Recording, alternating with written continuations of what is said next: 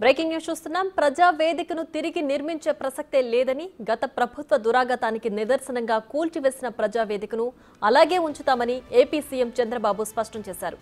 సెక్రటేరియట్లోనే ప్రజా వినతులను స్వీకరిస్తామని చెప్పారు. సెక్రటేరియట్కు వచ్చే ప్రజలకు మౌలిక వసతులు ఏర్పాటు చేస్తామని తెలిపారు. ప్రజల సమస్యలు వినతుల స్వీకరణకు ప్రత్యేక వ్యవస్థను నెలకొల్పుతామన్నారు. ఈ విషయమై అధికారులతో చర్చిస్తున్నట్లు సీఎం చంద్రబాబు చెప్పారు.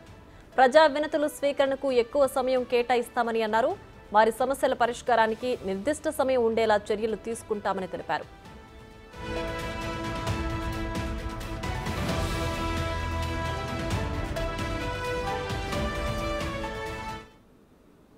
రైట్గా ఇదే అంశానికి సంబంధించి మరింత సమాచారం మా ప్రతినిధి సాయి శంకర్ లైవ్ లో అందించడానికి సిద్ధంగా ఉన్నారు. సాయి శంకర్, చెప్పండి. అయితే ప్రజా వినతులకు సంబంధించి ఎక్కువ సమయం కేటాయిస్తామని, పాత దాంట్లోనే కంటిన్యూ చేస్తామని కూడా చంద్రబాబు క్లియర్ చేస్తారు. దీనికి సంబంధించి డీటెయిల్స్ ఏంటి?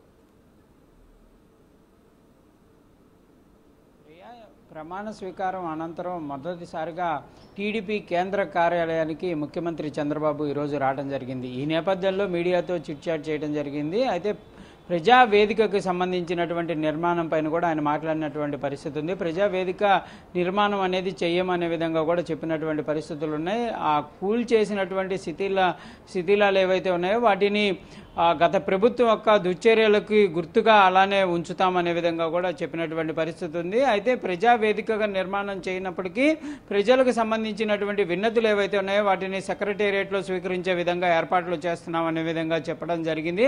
సెక్రటేరియట్కి సమస్యలు చెప్పడానికి వచ్చేటటువంటి ప్రజలు ఎవరైతే ఉంటారో వారికి సౌకర్యంగా వాహనాలకు సంబంధించినటువంటి సౌకర్యాలు కూడా కల్పిస్తామనే విధంగా కూడా చెప్పినటువంటి పరిస్థితి ఉంది. దాంతోపాటు క్షేత్రస్థాయిలో పర్యటనలకు సంబంధించినటువంటి అంశం పైన కూడా ఆయన అయితే చిట్చాట్లో చెప్పినటువంటి పరిస్థితులు ఉన్నాయి. మొదటి క్షేత్రస్థాయి పర్యటన అనేది పోలవరం నుంచే ప్రారంభం కానున్నది అనే విధంగా చెప్పడం జరిగింది. దాంతోపాటు ప్రజా సమస్యలకే ఎక్కువ సమయం కేటాయిస్తామనే విధంగా కూడా చెప్పినటువంటి పరిస్థితులు అయితే ఈ రోజు ఉన్నాయి. మొత్తంగా ఈ రోజు కేంద్ర కార్యాలయానికి వచ్చినటువంటి చంద్రబాబు అనేక అంశాలపైన కూడా స్పందించినటువంటి పరిస్థితి ఉంది. దాంతోపాటు కార్యకర్తలతో కూడా ఆయన ఈరోజు సరదాగా కొంచెం సేపు అయితే గడిపినటువంటి పరిస్థితి ఉంది. కార్యకర్తలు పెద్ద సంఖ్యలో కూడా కేంద్ర కార్యాలయానికి వచ్చినటువంటి నేపథ్యంలో వాళ్ళందరితో కూడా ఆయన వాళ్ళు అక్కడికి వచ్చి ఆయన కలిసి శుభాకాంక్షలు చెప్పడం జరిగింది. ఈ నేపథ్యంలో అనేక మంది మహిళలు కానీ, వృద్ధులు కానీ, పిల్లలు కానీ అనేక మంది కూడా ముఖ్యమంత్రి చంద్రబాబును కలిసి విషెస్ చెప్పడంతో పాటు ఆయనతో ఫోటోలు అయితే దిగినటువంటి పరిస్థితి ఉంది. దాంతోపాటు కేంద్ర కార్యాలయానికి వచ్చినటువంటి నేపథ్యంలో కొంత బారికేడింగ్ వ్యవస్థను అనేది సీఎం ప్రోటోకాల్ వాళ్ళు ఏర్పాటు చేసినటువంటి నేపథ్యంలో పోలీసుల పైన కూడా కొంత ఆగ్రహాన్ని వ్యక్తం చేసినటువంటి పరిస్థితులు ఉన్నాయి.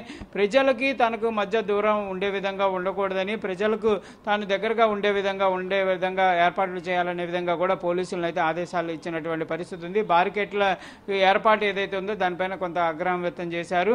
ఇట్లాంటివి రానున్న రోజుల్లో లేకుండా చూసుకోవాలనే విధంగా చెప్పినటువంటి పరిస్థితులు. మొత్తంగా ఈరోజు ఈ అంశాలకు సంబంధించినటువంటి కేంద్ర కార్యాలయంలో అయితే కొంత సందడి వాతావరణం అయితే నెలకొందనే విధంగా చెప్పొచ్చు. దాంతోపాటు ప్రజలకు సంబంధించినటువంటి అంశాలపైన కూడా క్లియర్గా అయితే సీఎం అయితే చెప్పినటువంటి అంశాలు, ప్రజా సమస్యలకు సంబంధించినటువంటి అంశాలు, కార్యకర్తలకు సంబంధించి దృష్టి పెట్టాలి. కార్యకర్తలకు కంపల్సరిగా ప్రతి వారం కూడా ఒక సమయం అనేది ఇచ్చే విధంగా, కార్యకర్తలకు సంబంధించినటువంటి సమస్యలు కానీ వారి విన్నతులు తీసుకునే విధంగా కూడా ఎమ్మెల్యేలు ఉండాలనే విధంగా కూడా చెప్పినటువంటి పరిస్థితులు ఉంది. తాను కూడా కేంద్ర కార్యాలయానికి రావడం పైన కూడా ఆయన స్పష్టత ఇచ్చినటువంటి పరిస్థితులు ఉన్నాయి. పార్టీకి సంబంధించినటువంటి అంశాలు, ఇటు ప్రభుత్వానికి సంబంధించినటువంటి అంశాలు రెండూ కూడా సైమల్టేనియస్లీ ముందుకు తీసుకెళ్తామనే విధంగా కూడా ఒక వివరణ అయితే ఇచ్చినటువంటి పరిస్థితులు ఉన్నాయి. మొత్తంగా మాత్రం ప్రజా సమస్యలకు సంబంధించినటువంటి అంశాలపైన కూడా క్లియర్గా చెప్పినటువంటి అంశం, ఇంతకాలం ప్రజా వేదిక మరోసారి నిర్మాణం జరుగుతుందనే విధంగా ప్రచారం ఏదైతే జరిగిందో దానికి సీఎం చంద్రబాబు అయితే ముగింపు పలికారు. ఇక దాన్ని నిర్మించేటటువంటి పరిస్థితి లేదనే విధంగా కూడా స్పష్టంగా చెప్పినటువంటి పరిస్థితి ఉంది. ప్రియా.